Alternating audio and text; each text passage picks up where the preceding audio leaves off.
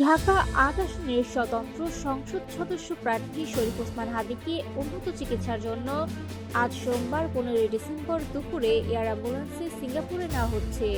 বর্তমানে তিনি রাজধানীর একটি বেসরকারি হাসপাতালে চিকিৎসাধীন রয়েছেন। প্রফেসর মোহাম্মদ ইউনূসের সরাসরি নির্দেশনায় এ বিষয়ে একটি জরুরি কল কনফারেন্স অনুষ্ঠিত হয়। এতে অংশ নেন সংস্কৃতি উপদেষ্টা মোস্তফা সরোয়ার ফারুকী, প্রধান উপদেষ্টার স্বাস্থ্য মন্ত্রণালয় বিষয়ক বিশেষ সহকারী অধ্যাপক ডক্টর মোহাম্মদ সাইদুর রহমান, এভারকেয়ার হাসপাতালের বিশেষজ্ঞ চিকিৎসক ডক্টর জাফর এবং ওসমান হাদীর ভাই ওমর বিন হাদী। জানা গেছে, গত ২ দিন ধরে সরকার ওসমান হাদীর উন্নত চিকিৎসার জন্য সিঙ্গাপুর, থাইল্যান্ড ও মালয়েশিয়ার একাধিক স্বনামধন্য হাসপাতালের সঙ্গে যোগাযোগ রাখছিল।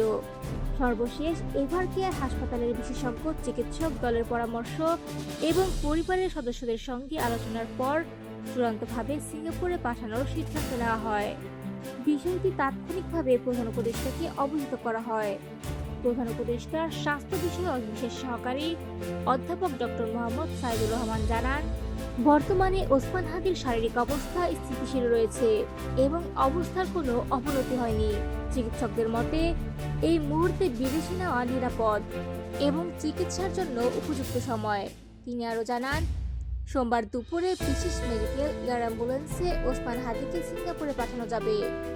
এ লক্ষ্যে প্রয়োজনীয় চিকিৎসক দল, ভ্রমণ সংক্রান্ত কাগজপত্র এবং মেডিকেল সাপোর্ট সহ সব ধরনের প্রস্তুতি ইতিমধ্যে সম্পন্ন করা হয়েছে। সিঙ্গাপুর জেনারেল হাসপাতালের অ্যাক্সিডেন্ট অ্যান্ড ইমার্জেন্সি বিভাগে তার চিকিৎসার জন্য সব ধরনের ব্যবস্থা নিশ্চিত করা হয়েছে। সরকারি সূত্র জানায়, ওসমান হাদীর চিকিৎসা সংক্রান্ত যাবতীয় ব্যয় রাষ্ট্রীয়ভাবে বহন করা হবে।